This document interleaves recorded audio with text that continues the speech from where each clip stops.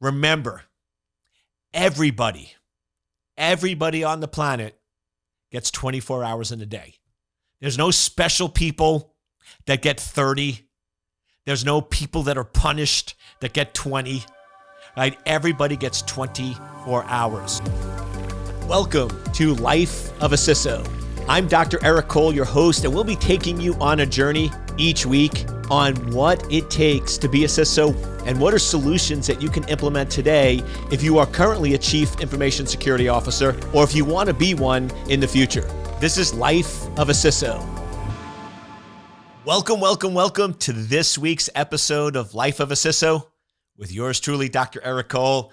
It is one of my favorite times of the week where we get to just hang out, chat a little. Well, I get to chat and you get to send me questions. So we're sort of virtually chatting and we get to just exchange ideas and just share some information with you on what it takes to be a successful Chief Information Security Officer. So just want to thank you for joining me. If you have any questions or comments, please drop them in the comment section, or you can email my team anytime, ecole@secure-anchor.com.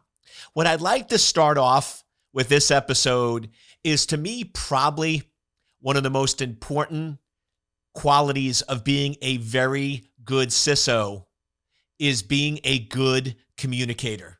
I sort of have studied my life, and what I can tell you is this. Almost all problems in my personal life, in my professional life, with my friends, have been created and have been solved through communication. Every time I run into a major issue or problem, it's almost because there's a breakdown of communication. And whenever I'm successful, it's always because there's effective communication. And the reason I ask this is, with the epidemic, I've been doing a lot more virtual and Q&As. And I was on a show, Key Qualities of a CISO, and they were asking me, what do you think the most important thing for somebody to do in order to be an effective CISO? And what I said is to have amazing communication skills. And they said, how do you do that? And I said, through really good habits. So let me break those two pieces down. First, number one rule of communication. And if you follow this one rule, this will change your life. I know people say that, but trust me on this one. With your spouse, with your kids, with your friends, with your business associates, this one rule, if you can always apply it, will do magic for you. And here's the rule. Listen before you speak. And what I mean by that is ask 3 questions before you give a response. So if somebody comes up to you and asks you a question, or they engage in a dialogue, before you start giving an answer or give a response, go in and ask 3 questions. So my daughter came up to me today and she was like, Dad, I'm struggling with school. And normally what I would want to do is start lecturing her. School is so important and you need to study and you need to, and what ends up happening is she just gets frustrated, annoyed, and says, I don't listen. So today I followed I don't always follow my rule, right? But today I did follow my rule. So I said, honey, where are you struggling the most? And then I let her talk a little bit. What are some of the things that you do in subjects you're doing well that you found have been beneficial? And then third, what do you think would be one of the ways to solve this problem? Because what you have to recognize, most people have the answer inside of them. They just don't know it. They just don't realize it's there, and they have an opinion that they just don't realize. So if you start off right away when you go into people, especially successful people like executives and others, and you start walking in that room like you know everything, and you are the man or the woman, right? I will tell you that is the quickest way to shut down executives. I have seen so many overly confident CISOs that don't understand business. They think they do, and they walk into the boardroom and they crash and burn because they sit there and go, let me tell you how things are. The big issues you're having at this company is because you're not doing this, and this. And you can just see all the execs like, who are you talking to? because we don't believe you. We don't think any of that's true. We think you're nuts and super arrogant. And that's the biggest way to get shut down. So what I do is when I walk in, now with executives or new clients, I might put a 5 or 10x multiplier. I might ask 15, 20, or 30 questions before I give any response because I want to understand what I'm really dealing with. I don't know that organization as well as they do. And if I think I do, I'm going to get myself in a whole lot of trouble. So always ask some general questions, some clarifying questions, get all of the data, and then draw a conclusion. So that's sort of the first rule. The second rule of communication is always put yourself in the other person's position.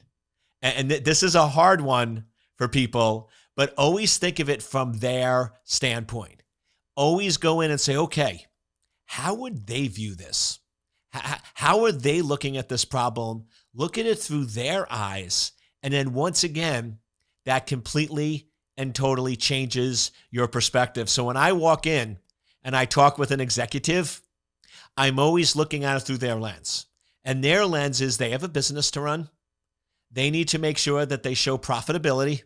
And that's how they're looking at it. So I'm going to think of it that way. However, when I go in and talk to a security engineer, they're not thinking that way. So if I go in and I talk to a security engineer about profitability and maximizing growth, most of them are going to be like, who are you talking to? From their standpoint, they want to solve a creative problem. They're very smart and they want to be able to share their knowledge and information. So I'm going to change how I approach it based on my audience. One of the big issues I find is a lot of people talk to everyone the same way. When they're going into anything, they talk to everyone the same way. And this was one that I had trouble with in my relationships because I love what I do from my job perspective. I love being an entrepreneur. I love being cybersecurity. And I would treat everybody like my clients or my employees, everyone. Well, guess what? That doesn't work as well in relationships and friends and other areas, right? So I had to learn to recognize everyone is unique and different, and you have to always stop and adjust your communication style based on who you're talking to. So that's also really, really important. And then the final communication skill I will give you is make sure you're differentiating facts from opinions. Because very often we go in and we will form opinions and make them factual. We will make them factual. I'll give you an example. One of my employees was late to a meeting. The fact is, he was late to a meeting. The meeting started at 9 o'clock and he arrived at 10 after 9. That's factual. That's a factual piece of information. However, what's not factual is that he doesn't care about the company, that he purposely showed up late because he walked in with Starbucks coffee. So getting coffee was more important than showing up to the meeting. I don't know if he got that coffee right before the meeting. I don't know if that was the reason that caused him to be late. But what we do is our brains want to analyze and assign reason, and we start coming up with opinions around things that we then make factual that are not factual. So to me, if I sat down with that employee and I'm going into that meeting where I created facts, where this employee doesn't care, he's lazy, Starbucks is more important than showing up, he just doesn't care about the company, I'm going to go in and probably have a little bit of an attitude, right? I'm not going to approach it the same way. But what if I approach it with a simple fact? He was 10 minutes late. Maybe his child was sick. Maybe his car broke down, right? There could be lots of good or bad reasons with that. But if I approach the meeting with the simple fact that he showed up 10 minutes late and I just want to understand why. I want to look at it from his standpoint. I just want to understand the perspective. Isn't that meeting going to go a lot differently than if I bring in a lot of other components? So it's very, very important to make sure that when you're communicating with people, differentiate from facts from opinions. One of the things I always tell my employees is always go in and let data drive decisions, not emotions. Right? When we go to make decisions, my employees will often come up with blah, blah. And I'm like, okay, what is data? What is factual? And what is emotions or opinions? Because it's important to differentiate those two. We always want to provide meaning to what's happening, but that could get us in a lot of trouble. So just keep those in mind. Always ask questions before you speak. Make sure that you put yourself in the other person's shoes. Look at it from their perspective. And then finally, differentiate between factual data and opinions, and only let the factual information drive that discussion. Now, that's well and good, but then I'll often get a follow-up question. But how do I get better at this? How do I go in and get better? And the trick is build habits. Go in and every single day work on this. To me, as an entrepreneur and a visionary in cybersecurity, my primary means of communication are through writing and video. So every single day, I will write an article. Every single day, I will create a video. I also believe on increasing knowledge. So every single day, I will also go in and read a book. And I also believe in effective communication is gratitude. So every single day, I will also go in and write a note to somebody just thanking them for something they did. And people always ask me, but Eric, what about when you're on vacation? I'm sorry, let me repeat that, every single day. But Eric, what if it's your birthday? Oh, sorry, let me repeat, every single day. Every single day I read, every single day I write, every single day I create a video, and every single day I write a letter to somebody. But Eric, what about a holiday? Oh, I'm sorry, every single day, right? 365 days a year. Every single day I do that. Now, some days I might go in, and when I'm creating these videos and others, I might create 2 hours worth of videos. Other days, I might create 5 minutes of videos. Some days I might write a half a page, and some days I might write a 30-page if I'm working on a new book. So the lengths can vary based on the day, right? But the point is, every single day I do that. I have my core 4. Now, some people have the core 5. The point is, come up with a list of habits you want to build. And by the way, I've been doing this for so long, I don't even think, right? It's going to happen now. In the beginning, you got to force it. But once you do it after a certain period of time, it will just become second nature to you. And here's the problem. Most people, when they want to go in and become a better CISO, and they want to communicate better, and they want to have a seat at the table as the Chief Information Security Officer, they're going to go in and cram. So they're going to go in and say, okay, I'm going to go in for the next 3 days, and I'm going to write hundreds of pages. Or I'm going to go in, and for the next 3 days, I'm going to create 50 videos. But then what happens is you get burnt out, you get frustrated, and you don't do it. Let me give you a simple example. There's a tree in my backyard, and I want to knock down that tree. So I take my axe out.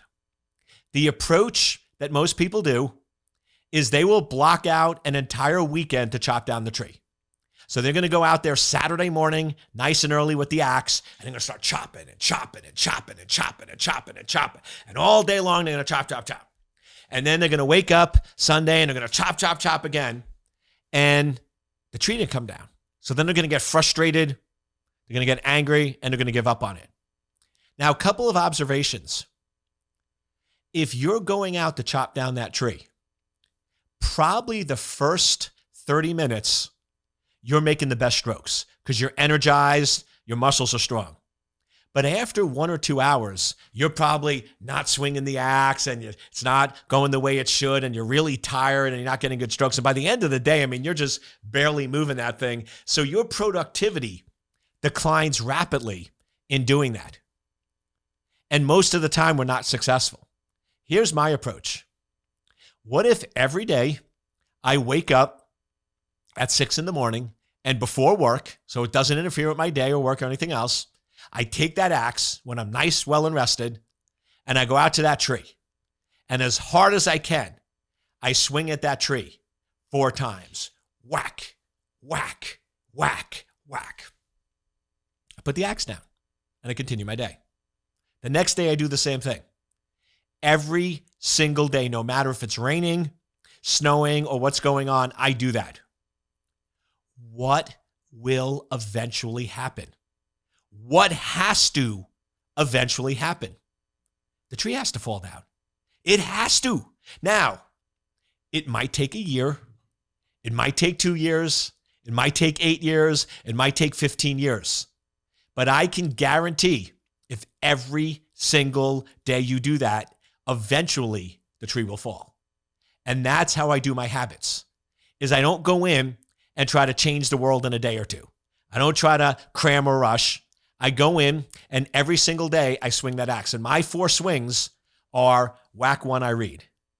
The second swing of the axe is I write. The next swing of the axe, I shoot a video. The next swing of the axe is I write somebody a thank you letter. And I do that every single day. And eventually what will happen is it might take 3 months. It might take 6 months. It might take 2 or 3 years. Not only will those become habits, but I will become better and better and better in each one of those areas. So while this is really focused on life of a CISO, and I see a lot of CISOs struggling with habits and communication, this really applies to anybody. So you can actually give this recording to anyone to help them out. But as a CISO, we tend to get so busy. We tend to get so busy putting out fires. I know some CISOs that come into work at 6 in the morning and they don't leave till 8 at night. And they're like, Eric, I want to do these other things. I want to improve. I want to learn, but I just don't have time. Let me ask you a simple question. If you actually showed up to work at 7 instead of 6, if you actually left work an hour earlier, would the world really end? Would it really collapse and end? And just remember, I love you. I love you. So don't get mad at me. But if you actually think the world will end, come on, man, right? You're not that important, right? Come on, it can do that. I'm trying to help you out here, but I used to be that way. I used to be like, if I'm not the first person, I'm not the last. But what I realized is you got to balance. You got to make time for yourself. Whether it's 30 minutes, 40 minutes, 50 minutes, you have to put in that time and balance your schedule. Remember, everybody on the planet gets 24 hours in a day. There's no special people that get 30. There's no people that are punished that get 20. Right? Everybody gets 24 hours. And the question is, how are you using your 24 hours? Because the difference between very, very successful CISOs and CISOs that are not successful is not asking for more time. One of the number one requests I get from CISOs is, I wish I had more time. I wish I had more time. I wish I had more time. And the reality is you don't need more time. You just need to use the time that you have more wisely. And I'll give you an exercise. This is one I do every quarter because I'm all about optimization and improving. And it's a little hard in the beginning, but it's one of the most revealing exercises you could ever do. And I want you to start tomorrow. I want you to record everything you do in 15-minute intervals. And there's apps for this, by the way. So I have an app that as soon as I wake up, I click it, and it's personal time. So I'll go in and I'll brush my teeth, shave, do all that stuff, and I just make a little note. And then I'll go downstairs, and I usually do my morning ritual. So I'll click that one, and it records that. Then I'll start writing. I click that. Then I'll start working on client deliverables. I'll click that, and it just tracks it all. And then you do that for 3 days. And then add it up and see where you're spending your time. Most people are completely shocked with where they spend time. They have no idea they spent that much time doing X, Y, or Z. And the one that's typically the most revealing for people is TV. Like they just don't realize you sit down for 10 minutes, right? And the next thing you know, 2 hours have passed. So it just gives you visibility. And then once you have visibility, you can adjust or adapt. I didn't realize I spend that much time talking with person X at work. I didn't realize I spend that much time checking social media. And you have to be honest with yourself. I had a friend who did this, and I was watching him, and he's like, yeah, I was doing social media for 30 minutes, but I didn't want to do that. So I said it was only 5. I'm like, dude, you cheat yourself. You're not showing this to anybody but yourself, right? This is for self-improvement. So if you're not honest with tracking your time, you're not going to get value out of it. But I will tell you, there's always optimization that can be done. And like I said, I do this every quarter. Every quarter, the first, second, and third days of the quarter. And here's the other thing. Pick ahead of time. Because once again, we're all overachievers. So what I used to do is I'll look at my calendar and be like, oh, I'm going to do this tomorrow, Wednesday and Thursday, because I have super productive days. So I'm going to look really good, right? But we know that every days are different. So I just, no matter what it is, first, second, and third, I do it. Some days I might be testifying at trial with my expert witness business. Other days I might be working with clients. Others I might be in the office just planning. But the point is, it gives me a perspective. It gives me a perspective of where I spend my time. And honestly, the ones where I'm on site with clients are usually the best, because here's where the tuning comes in.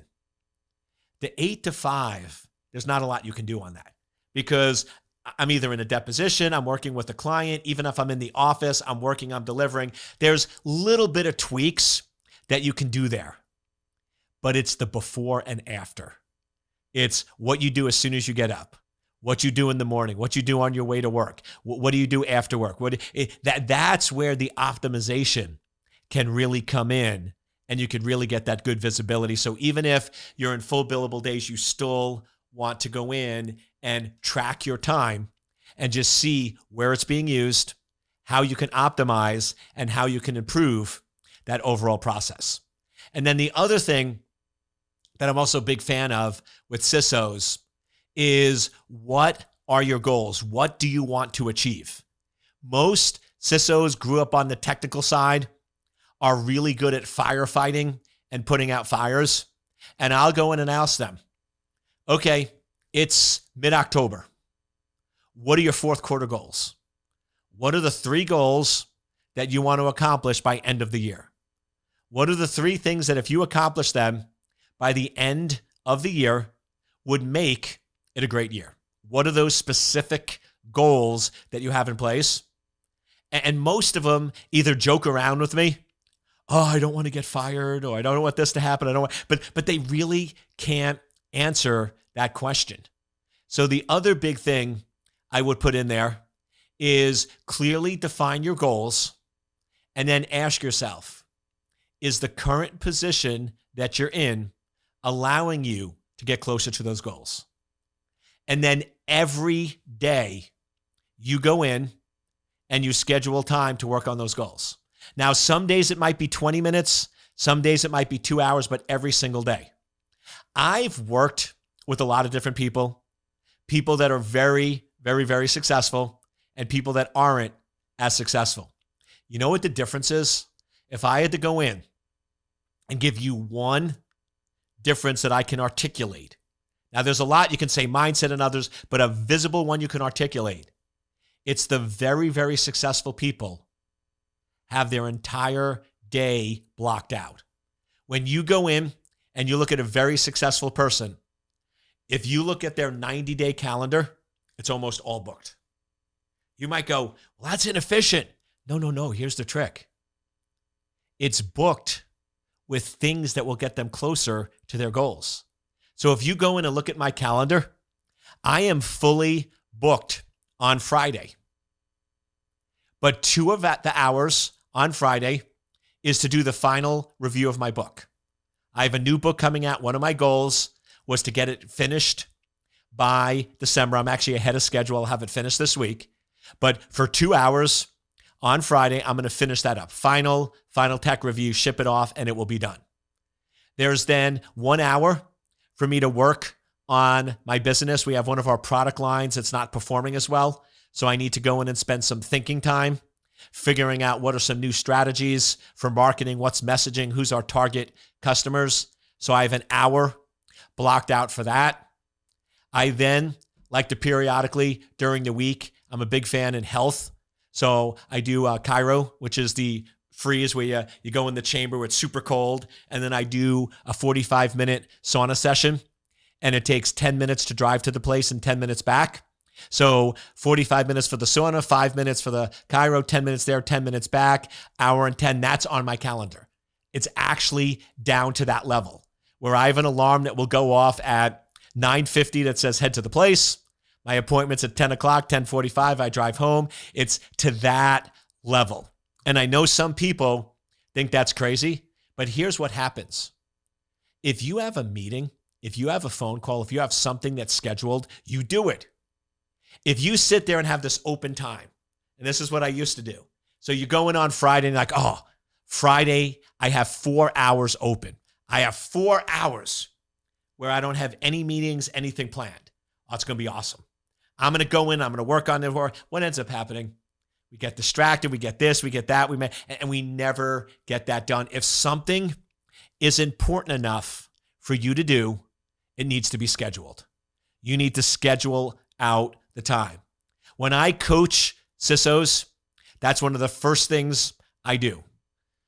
We do it virtual now because of COVID, but I'll still do some in person. One of the first things I'll do in our meetings, I'm like, bring up your calendar. And they'll look at me. I'm like, bring up your calendar. Do a month view. I want to look at your calendar monthly and weekly and daily. And if you have a lot of blocks that are open, just open, that's not good. Now, if you're fully booked every single day with meetings and you don't have any time to work on your goals, your projects, thinking time or anything like that, that is not good either. That's a bad thing. But the point is, if you're fully blocked out, and I color code. So if you go in and look at my calendar, and my assistant, my team is amazing. I have one of the best assistants on the planet, and no, I won't give you their name because you can't steal them from me. It took me 4 years to find them, but they color code my calendar, and they know the rule.